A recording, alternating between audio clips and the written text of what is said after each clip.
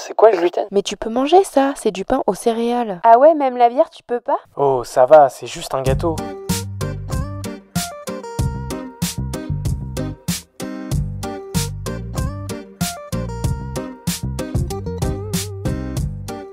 Bienvenue dans le Gloomy Club. Le Gloomy Club est un podcast et bien plus encore dédié au sans gluten, pour les intolérants et hypersensibles au gluten, mais également pour toutes les personnes curieuses qui souhaitent en savoir plus sur cette alimentation. Dans ce club, tu trouveras des échanges, des partages d'expériences et des patients qui ont entrepris sur le marché du sans gluten. J'espère te faire découvrir des marques, des personnes, des parcours qui te permettront de te sentir moins seul ou d'en apprendre plus sur ce domaine.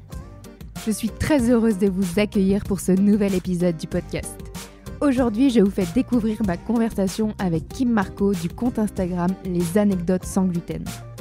Au travers de petits croquis humoristiques, Kim reprend les différentes aventures que les sans gluten peuvent vivre au quotidien, comme par exemple la joie de trouver une pâte feuilletée sans gluten au supermarché, le deal de gâteau car nous sommes toujours équipés, les avantages et les inconvénients d'une alimentation sans gluten quand on est cœliaque.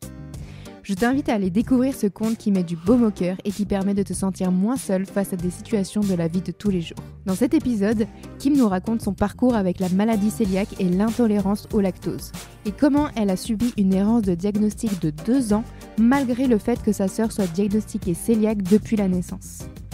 Kim grandit en ayant une alimentation quasi sans gluten. Lorsqu'elle déménage à Londres, sa consommation de gluten devient de plus en plus importante. Et c'est à ce moment-là que les symptômes deviennent handicapants au quotidien.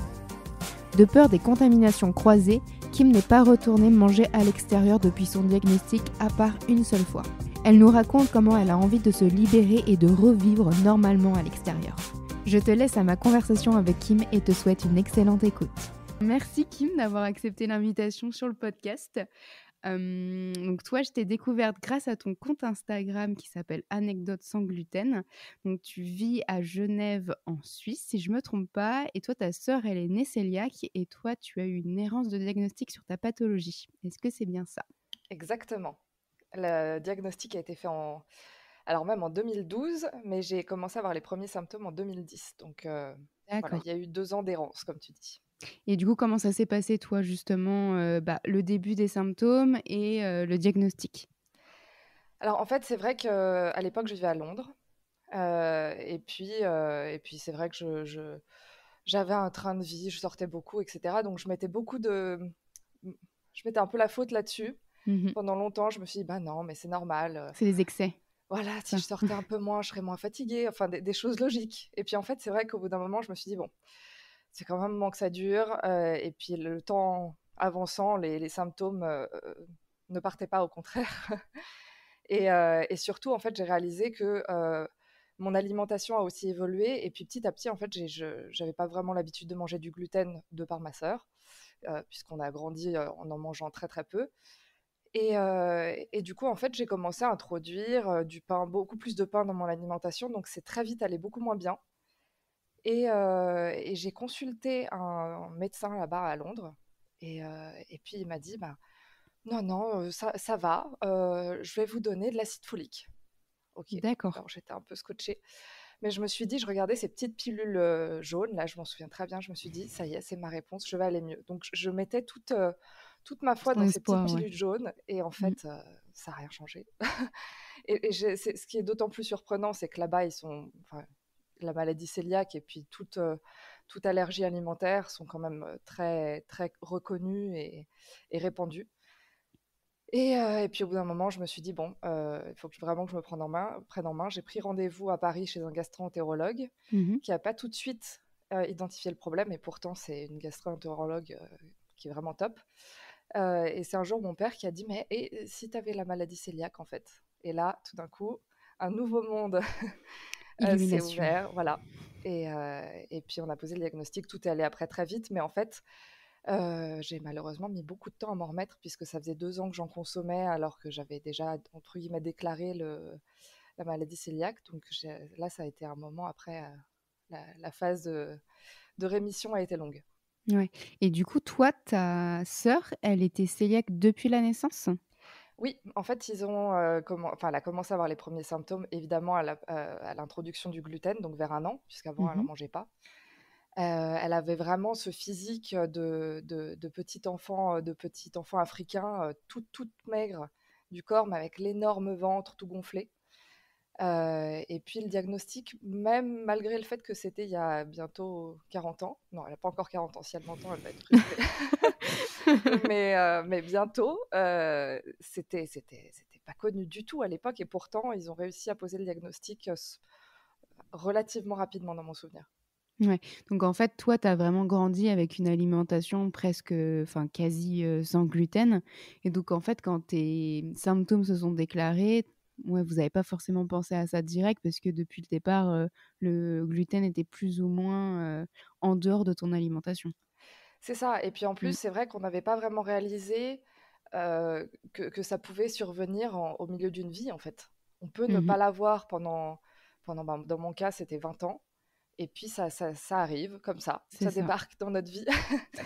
Et du coup, c'est vrai que c'est pour ça que ça nous a pas effleuré au début, en fait. Mmh. Et toi, malgré le fait que ta sœur, elle soit, touchée par cette pathologie, tu t'es sentie seule au quotidien quand tu as découvert, justement que c'était la maladie cœliaque aussi? Alors assez entourée par mes proches, on connaissait bien le problème, en fait, donc à ce niveau-là, je me suis sentie entourée. Je me suis plutôt sentie seule dans entre guillemets, «dans la douleur». Quand on a des douleurs chroniques, Mmh. c'est vrai que malgré tout le soutien et l'amour de nos proches, c'est quand même, assez difficile à vivre, dans le sens où on a l'impression que ça va durer pour toujours, et en fait, j'aurais aimé que quelqu'un à l'époque me dise: «Bah non, ça ira mieux, crois-moi, vraiment, il faut juste laisser le temps, et ça te semble long, mais ça va arriver». Mmh. Et c'est vrai que ça, c'est un moment que j'ai trouvé assez difficile, parce qu'en fait, dans mon cas, et je pense dans le cas de beaucoup de cœliaques qui mettent du temps à être diagnostiqués, le temps, on va dire, que le corps se remette, ça semble être une éternité. Dans mon cas, ça va durer, ça se compte en... Bon, j'ai eu aussi un accident entre deux où je me suis dit: «Allez, fais pas ta mijaurée, mange ça», parce que j'étais en société et tout, et je me suis dit: «Bon, voilà». Alors que je voyais bien que ça avait touché du pain, et puis ça m'a remis 6 mois dans les dents pour Ah encore oui. me remettre derrière. Donc tout ça mis bout à bout, ça m'a semblé très long, Mmh. mais aussi parce que j'étais hypersensible. Donc je veux pas démoraliser d'autres, cœliaques, qui pourraient écouter ça. Ça veut pas dire que c'est le cas pour tout le monde, mais c'est vrai Mmh. que pour certaines personnes, ça peut être très long. Ouais, c'est ça. Donc toi, en fait, il y a vraiment eu un gros impact, en fait, sur ta vie, à ce moment-là et du coup, est-ce que, bah, tu t'es un peu coupée, de tes relations, sociales justement, à cause de ça? Alors, complètement. En Mmh. fait, je me suis pas isolée, j'ai pas arrêté de voir Mmh. mes amis, j'ai pas arrêté de sortir, ou pas du tout. Par contre, j'ai arrêté de manger dehors. Alors, tout le monde me regardait: «Oh, mais je suis désolée de manger devant toi», mais en fait, moi, j'étais contente Mmh. de pouvoir être là, de pouvoir en profiter, mais l'idée d'angoisser, en voyant arriver une pauvre salade verte sans Ouais, c'est ça. sauce, qui aurait pu toucher des croûtons, parce que souvent ils l'apportent, il y a des croûtons. «Ah non, mais en fait, pardon», et puis ils te prennent pas au sérieux, et du coup, en fait, ils vont juste retirer les C'est croûtons et ça. ils te ramènent la même salade. Moi, le plaisir, il était plus là du tout, en fait. Mmh. À partir du moment où je suis arrivée à ce constat, où la sortie dans un restaurant, devenait plus une angoisse qu'autre chose, je me suis dit: «Mais pourquoi est-ce que je m'impose ça?» Et en fait, et c'est vrai que depuis, j'ai réalisé récemment que j'avais pas vraiment évolué, alors que je pense que mon corps, oui. C'est-à-dire que l'hypersensible que j'étais au début du diagnostic, heu, bah, aujourd'hui, j'ai tellement retiré tout le gluten de mon alimentation que je pense pas être, du tout aussi sensible qu'à l'époque, Mmh. alors que j'ai pas changé mes habitudes. Donc je suis en train, petit à petit, de me «rouvrir» entre guillemets au monde, et d'être un peu plus aventureuse dans mes manières de vivre, parce que c'est vrai que j'ai un peu pris plein de choses pour acquis. Hem Et puis aujourd'hui, je pense que je peux me permettre un peu plus de liberté, vu que je suis très bien le régime, voilà. C'est ça. Mais du coup, ça veut dire que là, tu es pas retournée dans un restaurant, depuis? Alors j'y suis allée une fois. J'y suis allée une fois parce que je travaille pour une agence de communication, et on a la chance d'avoir, tout plein de clients dans le monde de la restauration. Et puis OK. alors tous m'ont dit: «Mais on fait quelque chose de spécial pour toi», enfin vraiment, mais donc c'est Oh, c'est très adorable, et gentil. j'ai beaucoup de Mmh. chance. Mais à chaque fois je dis: «Non mais franchement, c'est adorable, mais ça fait 5 ans, 7 ans, 6 ans que j'ai pas mangé dehors, donc non, c'est gentil. Et puis récemment, c'est un restaurant de sushi qui m'a proposé ça. Et je me suis dit, ah, le D'accord. sushi, il y a quand même moins de risque de contamination que dans une cuisine à la française et tout ça.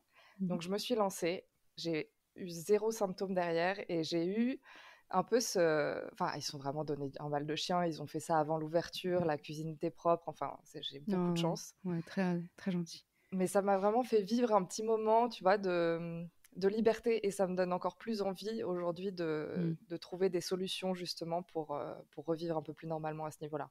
Ouais, c'est ça. Et justement, peut-être commencer par des restaurants qui sont 100% sans gluten.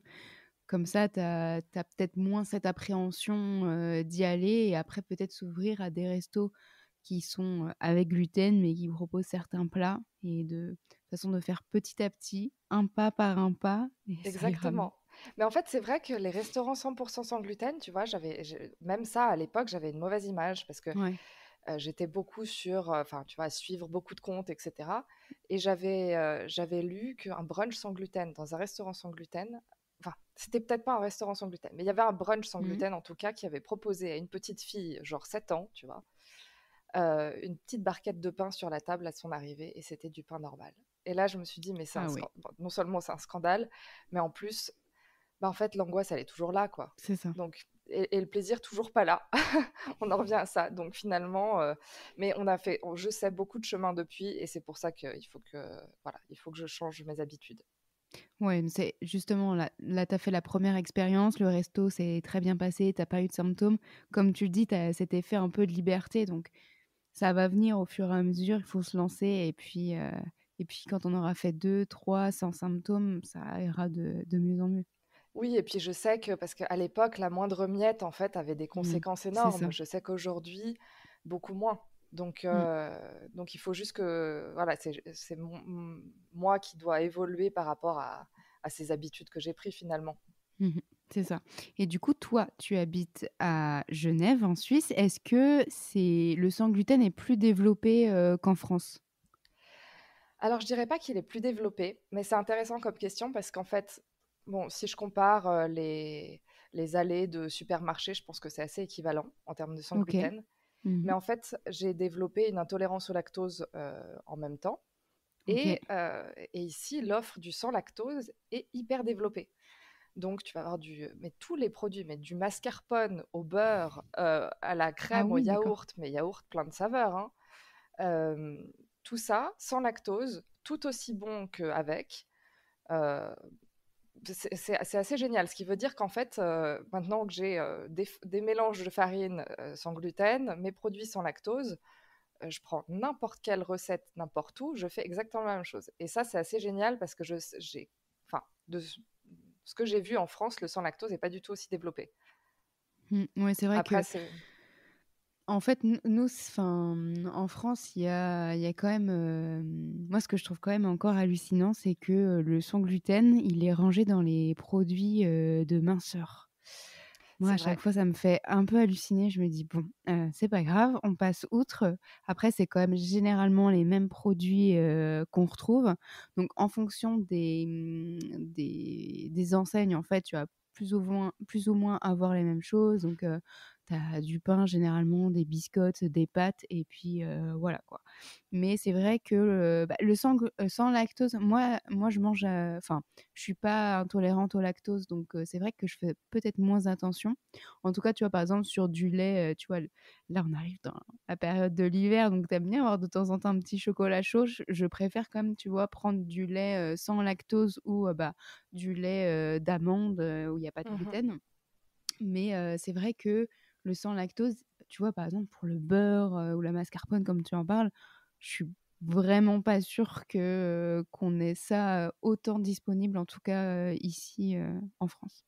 Oui, là, c'est partout. Et puis, c'est vrai que le sans gluten, nous, il est plutôt rangé par catégorie. Donc, tu vas au rayon céréales, bah, tu as les céréales Ouais. sans gluten. Voilà. Donc, l'offre est pas beaucoup plus... Enfin, oui, elle est pas... Il n'y a pas beaucoup plus de produits, mais en tout cas, elle est juste ce qu'il faut, on va dire. Ouais, je vois.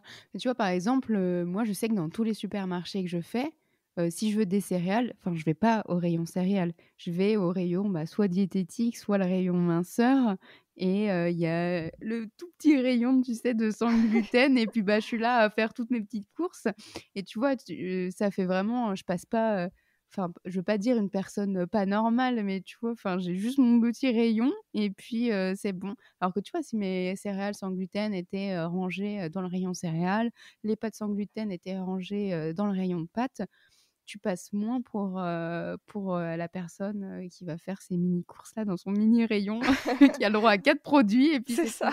ça. Mais c'est vrai que l'expérience d'achat est un peu différente. Je Ouais. pense que tu te sens clairement plus normal en Suisse en faisant tes courses.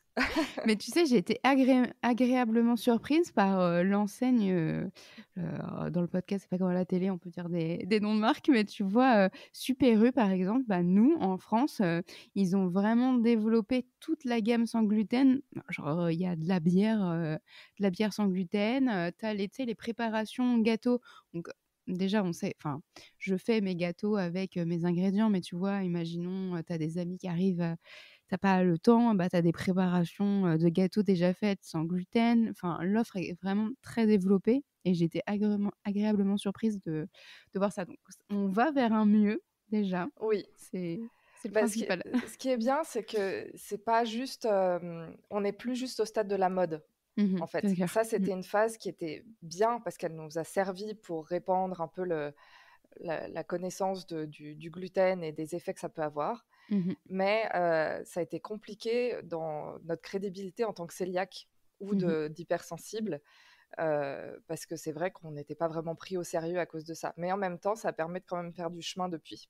C'est vrai et donc toi, tout à l'heure, tu me parlais donc des restaurants où c'était encore un sujet un peu compliqué, mais on va sur du mieux et je voulais savoir aussi en termes de voyage, est-ce que tu t'es restreint sur des voyages ou non, tu as décidé de continuer à voyager, de te faire plaisir, peut-être pas forcément dans la restauration, mais sur l'achat de produits sans gluten à l'étranger? Alors ça, c'est la seule chose qui, qui peut être encore source de frustration. Mmh. C'est que je ne suis pas frustrée au quotidien déjà parce que, par exemple, certes, un croissant, je peux jamais en refaire un aussi bon que dans une boulangerie, mais je sais quel goût ça a. Ouais. Si je compare à ma sœur, elle, le croissant, techniquement, à part de rares petits écarts quand elle était petite, elle l'a jamais goûté. Donc moi, j'ai Mmh. quand même eu 20 années de ma vie à croquer la vie à pleines dents à ce niveau-là, croquer le croissant à pleines dents. Le Euh, beurre du croissant. Exactement. Et puis aujourd'hui, je m'empêche pas du tout de voyager. Je choisis par contre, enfin, il y a peut-être des destinations ou Mmh. des gros road trips que je ferai pas au fin fond des États-Unis, quoique encore, ils sont assez développés sur le Non, c'est sujet. vrai. Mais il y a plutôt on va dire des formats peut-être de voyage que je ferai pas. Bon, ça tombe bien, c'est peut-être pas ceux que j'ai envie de faire non plus. Mais j'aime beaucoup voyager en Europe. Mmh. Et en fait, c'est juste le format du voyage qui change un peu. C'est-à-dire que ça tombe bien, j'ai déclaré cette maladie en même temps que le boom d'Airbnb. Donc, donc voilà, avant ça Parfait. n'existait pas vraiment d'aller chez un Oui, habitant c'est vrai. avec une cuisine. Mmh.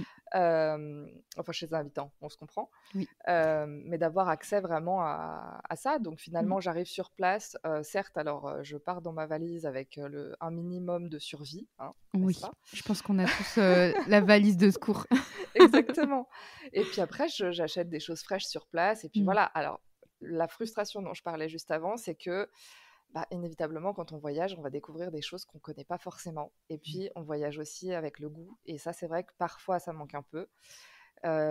Et puis, de ne pas avoir le goût d'une pâtisserie ou d'un mets que je ne connais pas, ça peut Mmh. être parfois un peu... on se dit, voilà, on rate un petit morceau du voyage. Mais finalement... l'expérience est quand même là, donc ça, non, ça m'empêche pas de voyager. Ouais et toi, il y a un voyage justement qui t'a le plus surpris en termes de sans gluten où tu t'es dit: «Bon là, je trouverai rien» et en fait, ça a été une excellente découverte? Je dirais l'Italie, mais je pense que ça Ouais. a été le cas pour beaucoup de cœliaques, parce que Mais c'est ouais, vrai j'en qu'en ai fait, entendu beaucoup parler de ça. ouais, Il faut que je teste. il faut que tu y ailles, parce qu'en fait, vu que toute leur gastronomie est basée autour Oui. d'aliments avec gluten, Mmh. et que comme tout le monde, il y a beaucoup de cœliaques là-bas, Ils ont dû vraiment développer leur offre plus que nous en France, où il y a des plats avec du riz, de la pomme de terre. Là-bas, C'est c'est ça. des pâtes et de la pizza, si je Mm, résume. c'est vrai. Donc voilà, c'est vrai que je pense que ça a contribué au fait que leur offre est assez exhaustive. Super. J'irai, ce serait le prochain voyage, tu sais, dans ma wishlist de Oui, voyage. Donc, il faut une wishlist de voyage, c'est important. Et donc, toi, tu as créé le compte Instagram Anecdotes sans gluten. Donc, moi, quand j'ai découvert mon diagnostic et que j'ai été à la pêche au compte Insta, je suis tombée sur son compte et il m'a fait bien rire. Et du coup, je voulais savoir un peu d'où t'était venue cette idée. Alors, bon, déjà, je suis ravie. En fait, vraiment, à chaque fois que j'ai ce genre de feedback, ça me fait tellement plaisir. Et puis, ça me donne juste envie d'une chose, c'est de passer un mois à reproduire du C'est contenu, ça? parce qu'on va en reparler, je sais, après, mais voilà, je sais que c'est en pause. En fait, à l'époque, il y avait tellement de situations amusantes au quotidien en tant que cœliaque, surtout quand on vient d'être diagnostiqué, qu'on est dans un nouveau monde, qu'on s'habitue à tout ce nouveau mode de vie. J'avais commencé à faire quelques illustrations de tout ça, juste parce que ça m'amusait, parce qu'à l'époque j'avais un peu de temps et que je partageais ça avec ma famille qui était encore en France quand moi, du coup, j'avais déjà déménagé à Genève à l'époque. Mhm. Et, et du coup, ben, j'avais continué à en produire, et puis elles étaient en train de prendre la poussière dans un dossier de mon ordinateur. Je me suis dit, c'est quand même dommage. Peut-être que ça amuserait d'autres personnes. Alors j'ai créé cette page Facebook. À l'époque, Instagram, c'était plutôt les, les photos de soirée avec des filtres, tu vois. Mhm. Donc Ouais, je c'était vois très bien. je Allez. l'ai vra- Oui, je vois. je l'ai plutôt ouverte bien plus tardivement, cette page. Ouais. Mais du coup, en fait, j'ai découvert qu'il y avait une communauté qui avait soif de partage, vraiment. Mhm. J'étais sur d'ailleurs plein de groupes à l'époque qui, par ailleurs, sont devenus plus anxiogènes pour moi qu'autre chose, parce que c'est vrai que ces groupes, je sais pas si t'en as Ouais, j'en ai vu quelques-uns. quelques-uns. Ouais. Mhm. Ah bah, tu mettais du rouge à lèvres, il y avait du gluten, t'étais mal pendant une semaine. Enfin, tu vois, tu te dis, oh mon Dieu, mais en fait, j'étais devenue parano de tout. Je me suis dit, mais il faut que j'arrête ces groupes quelque temps, je crois. C'est vrai, tu vois passer des choses parfois, tu te dis: «Ah ouais, là-dedans, il y en a aussi» et là, tu te remets à refaire tous tes placards, ton frigo et tu te dis: «Attends que j'aille checker un peu». Oui, c'est ça. Bon, en même temps, c'était des communautés, et c'est toujours, Mmh. je suis sûre, hein, bah, j'y vais juste plus vraiment, mais avec que des personnes bienveillantes, etc. Mais c'est vrai il pouvait y avoir un côté un peu Ouais, c'est vrai. anxiogène Mmh. à certains niveaux. Mais du coup, pour revenir aux anecdotes, j'ai créé cette page, j'ai commencé à partager ce contenu, j'ai vu qu'il y avait une réponse très enthousiaste de tous les abonnés, toute cette communauté. Mmh. Ça m'a donné donc envie de continuer, de produire plus de contenu, jusqu'au jour où malheureusement j'ai un peu manqué de temps, et, euh, et du coup j'ai un peu ralenti le rythme, après j'ai un peu repris, enfin voilà. Donc ça a été un peu par intermittence pendant un moment, et là ça fait oui, un petit moment que c'est en pause, mais c'est une pause. Ça C'est reviendra, ça. je sais pas quand, mais ça reviendra. Et justement, toi, toutes tes idées de posts, tu les as puisées, en fait, dans tes situations, du quotidien que tu avais avec tes proches, tes amis, les gens, que tu côtoies au travail ou autre? Oui, franchement, c'est 100% vécu, et je pense que c'est ce qui fait que les gens Oui. s'identifient à ça, c'est que entre les personnes qui nous questionnent à tout bout de champ, qui minorent ce que c'est, enfin voilà, je regorgeais d'idées, d'anecdotes justement à illustrer, qui vraiment étaient le reflet de ce quotidien de cœliaque, quoi. Et un post justement, en fait, tu des posts qui sont tournés à la rigolade, mais qui justement, permettent aussi, d'informer. Il y en a notamment un où c'est marqué, 20 PM égale une miette. Est-ce que Mhm. ça, tu peux nous l'expliquer? Alors en fait, bon, c'est des données que j'avais trouvées en ligne, hein, à Ouais. l'époque, je sais plus où. Bon, ça, il me semble que c'est quelque chose d'assez officiel qui devait peut-être venir de l'AFDIAG, voilà. C'est en fait c'était pour donner un côté aussi informatif, avec du contenu qu'éventuellement les gens pourraient partager à des personnes qui ne sont pas cœliaques, pour vraiment leur faire mesurer, le, dans le cas de celle-ci, le peu de gluten, mais physiquement, parce qu'en fait, on ne se rend pas compte de ce que le gluten. Je ne sais pas si tu as déjà vu une vidéo euh, d'une euh, d'une boule de pain non cuite, Ouais. hein, passée sous l'eau, et puis on voit juste la petite boule de gomme qui reste à la fin, qui est en fait le gluten, cette Mmh. gomme élastique. Et donc, voilà, finalement, pour un cœliaque, une miette, ça contient déjà le seuil maximal de tolérance.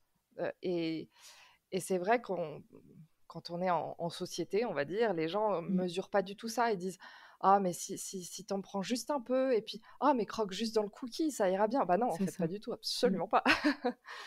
Exactement. Donc c'était pour essayer d'avoir effectivement du contenu en partie un peu informatif quand je trouvais des faits pertinents Mhm. et que je jugeais pouvant aider certaines personnes à faire comprendre aux autres ce qu'on vit vraiment. Mm.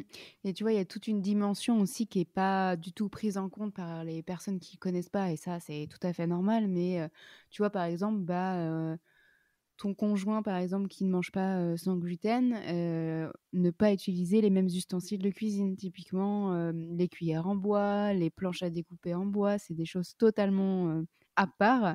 Et Oui, ça, forcément, c'est des choses qui ne se voient pas. Et en fait, c'est tellement important dans le quotidien parce que sinon, bah, parfait, c'est des traces et forcément, ça a un nouveau symptôme dans la vie, quoi. c'est ça. Mais en fait, finalement, c'est toute une mise en place, surtout au Mm. début.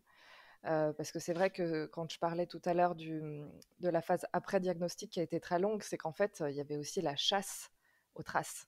C'est ça. Euh, et finalement, à l'époque, j'avais pas conscience qu'il y en avait il pouvait y avoir dans certains jambons. Puis les étiquettes aussi, l'étiquetage a Ah beaucoup oui. changé depuis. Mhm. Maintenant, on a les produits en gras, etc. À l'époque de ma sœur, il n'y avait même pas les ingrédients sur les paquets, en fait. Mm. Non, c'est vrai. Ça semble tellement ancestral maintenant comme méthode, mais c'était comme ça. Donc c'est vrai qu'aujourd'hui, on a la chance d'avoir vraiment toutes ces données-là disponibles. Mais à l'époque, il y avait encore oui, une grosse chasse au gluten. Et puis, Mhm. ça allait par justement les ustensiles, les torchons. Enfin, il y a tout plein de choses. Et puis aujourd'hui, c'est vrai que j'ai toujours une cuisine sans gluten, mais parfois, il va se faire un plat de pâtes. Et puis, Mm. je vais faire attention à ce que la poêle soit prélavée avant d'aller au C'est ça. lave-vaisselle et ça va Mm. bien. Mm. Donc, Mm. voilà. Tout à fait. Et il y a un post, moi, qui m'a fait beaucoup rire, c'est le post toujours équipé, où on voit une petite dame avec son impair et tous ses gâteaux, et j'ai l'impression d'être une épicerie ambulante. En fait, dès que je sors de chez moi, dans mon sac, il y a toujours une madeleine, un paquet de crack-codes, comme ça. Je sais que si à un moment j'ai faim ou je dois aller manger quelque part et que forcément il n'y a pas forcément un plat sans gluten, je vais avoir quelque chose. Et du coup, ça fait beaucoup rire certains de mes amis, puisque parfois, ça va arriver de me dire oh, j'ai faim là. Et moi, je dis bah, tu veux un truc? Dans mon sac, il y a toujours 1000 gâteaux qui traînent. Donc, ça me fait beaucoup rire. Écoute, t'as résumé ce poste en fait. C'est exactement ça. Je me déplace et je déplaçais, mais c'est vrai qu'encore aujourd'hui, si je pars le matin que je rentre le soir, je prends un sac plus grand pour Ouais, avoir de c'est la vrai. place et puis même, je me dis, mais si jamais je suis bloquée sur l'autoroute quelque part, etc., toujours des vivres. Important, crucial en tant que cœliaque. On Exactement. ne part jamais sans rien. Toujours des vivres sur soi, ça me fait penser à la koh, mais c'est exactement ça. Il y avait un autre post dans lequel je voulais qu'on discute, c'est le post qui s'appelle le marathon des interviews. Et est-ce que tu te prives justement maintenant d'aller manger chez des amis? Enfin, est-ce que c'était le cas avant? Est-ce que c'est toujours le cas maintenant? Parce que je sais que pour la partie restauration, c'est toujours un peu compliqué, mais est-ce que d'aller chez des amis, c'est aussi compliqué ou pas pour toi? Alors, c'est pareil, j'avais mis un peu un stop complet à un moment. Mhm. Heu, Maintenant, ça m'empêche pas, alors pas forcément pour des repas, quoique je l'ai fait il y a quelque temps et auprès de quelqu'un que je connaissais pas encore très bien.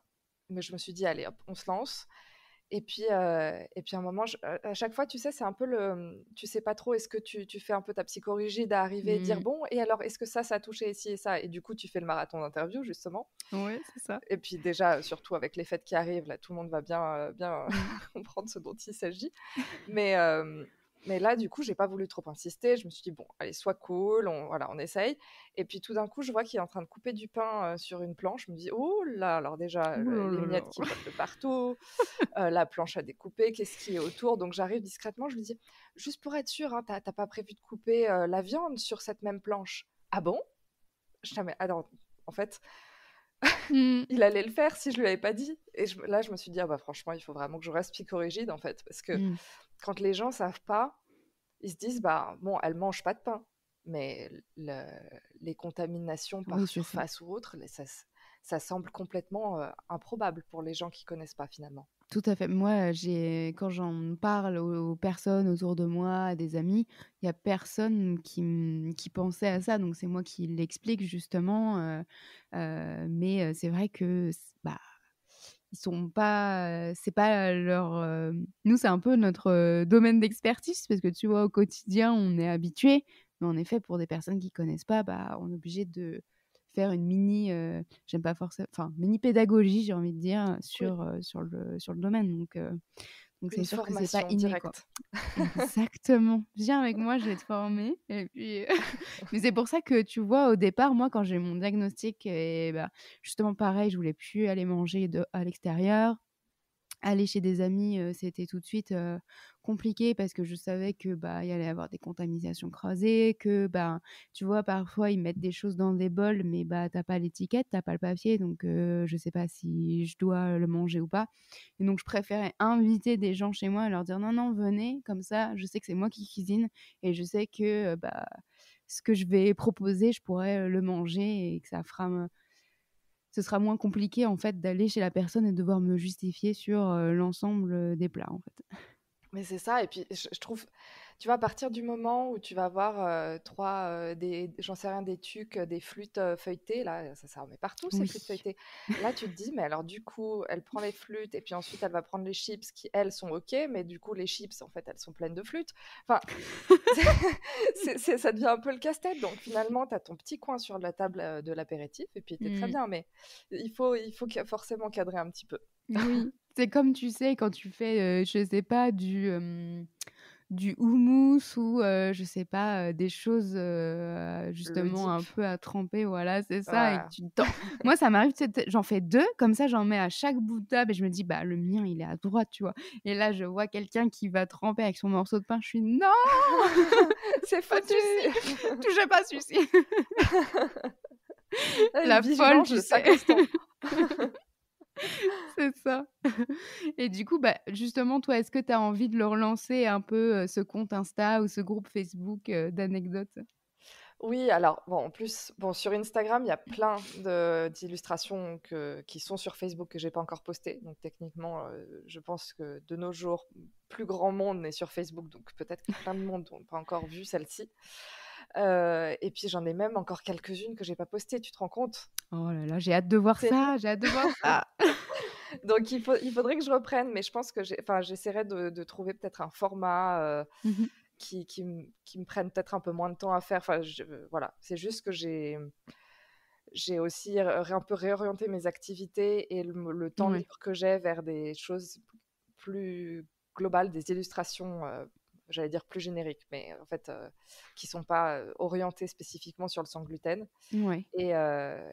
Et, voilà, mais vraiment, en plus, c'est tellement encourageant d'entendre des retours comme tu me le fais, et puis de savoir que j'ai pu apporter un petit moment de légèreté dans le diagnostic de Ouais. certaines personnes. Mmh. C'est vraiment, c'est tout le but de l'opération. Donc, Ouais, c'est ça. Bah, tu vois, par exemple, sur, le post dont on parlait tout à l'heure, des gâteaux toujours sur soi, au départ, tu vois, quand je mettais, mes, doubles paquets de gâteaux dans mon sac, mon copain me disait: «Mais ça va pas, enfin, tu vas pas manger tout ça, ça sert à rien». Tu vois, je veux dire, bah, au moins si vraiment j'ai un creux, il y a un truc, tu vois? C'est un peu le filet de sécurité. Je me dis, tu sais, à des moments, tu te poses la question, tu te dis: «Non, mais est-ce que je suis pas un peu, folle sur les bords, quoi?» Et tu vois, de tomber sur ce type d'illustration, je me dis: «Ah, mais en fait, il y a pas que moi qui fais ça, tout le monde fait ça, donc c'est bon, c'est bon». c'est validé, c'est rassurant. C'est ça, c'est ça, exactement. Et du coup, toi, est-ce que, tu as pris, enfin, est-ce que tu as découvert des nouveaux, ingrédients et est-ce que tu as pris plaisir à cuisiner justement depuis ton diagnostic? Alors ça, oui, complètement. Ouais, Alors, des nouveaux ingrédients, pas tant que ça finalement, parce que c'est juste que j'ai découvert, on va dire, de nouvelles techniques à faire, ouais, de tu la pâte à adapté. choux, Mmh. du pain, des pizzas, enfin, vraiment à explorer tout plein d'horizons que j'aurais peut-être pas fait autrement. Parce que j'ai toujours bien aimé cuisiner, mais je ne sais pas si aujourd'hui j'aurais toute l'expérience, et sans dire que je suis un chef du tout, mais Mmh. tout le plaisir et l'expérience que j'ai à faire toutes ces choses. J'ai même fait une fois un fraisier qui était délicieux comme un vrai. Mmh. Ça m'a pris tellement de temps que je ne l'ai pas refait depuis, mais c'était en tout cas un vrai succès. Tu en as un bon souvenir. Exactement. Donc voilà, c'est vrai que tout ça, et puis c'est quelque chose qui est vraiment aujourd'hui un plaisir à faire, et puis qui m'a permis d'explorer tout plein de recettes. Trop chouette, ça marche. Et donc là, on arrive à la dernière partie du podcast, donc la gloomy party. Donc j'ai 3 petites questions à te poser. Donc je voudrais savoir ton plat préféré sans gluten. Alors, tu sais que j'ai cogité cette question. Hein. Ah oui. J'en ai... Parce que... Le petit WhatsApp, j'ai dit.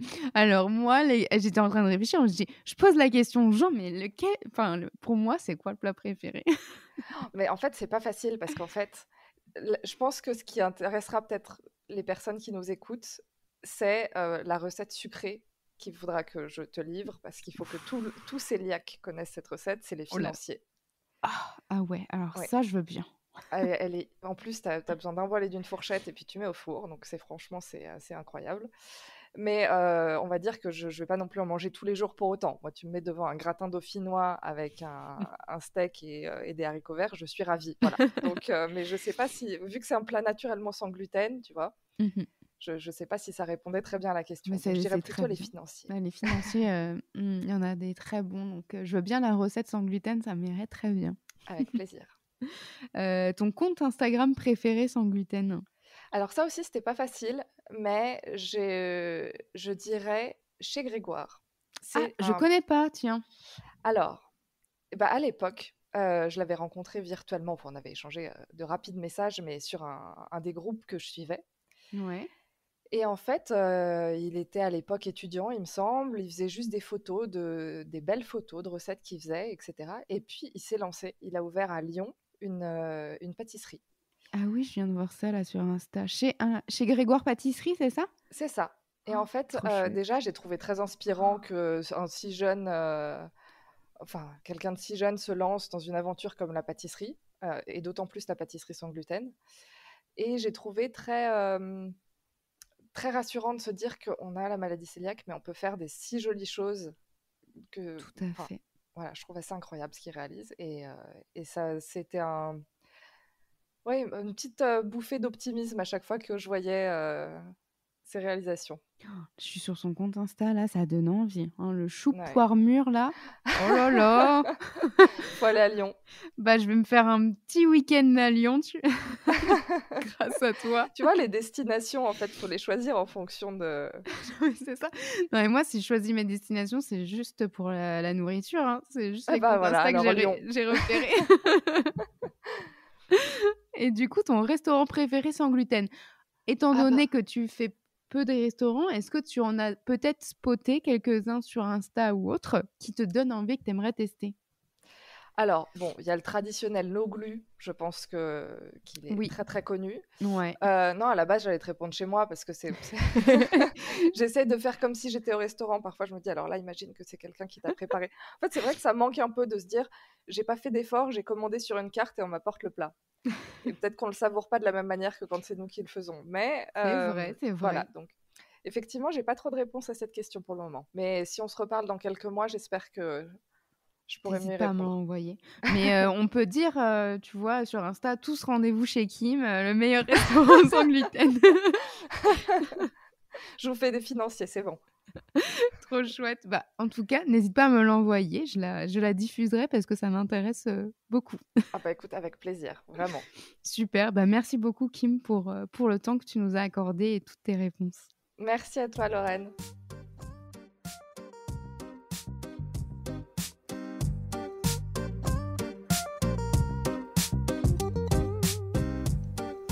Merci d'avoir écouté cet épisode. J'espère que vous avez passé un bon moment. Vous pouvez retrouver tous les liens sur le site gloomy-club.fr. Si vous avez des idées de sujets, n'hésitez pas à me suivre et à m'écrire sur Instagram. Abonnez-vous au Gloomy Club sur votre plateforme de podcast préférée. Afin de soutenir le podcast, laissez une note et un avis sur Apple Podcast. Cela permet de faire connaître le Gloomy Club. Je vous dis à la semaine prochaine pour un nouvel épisode. Bye!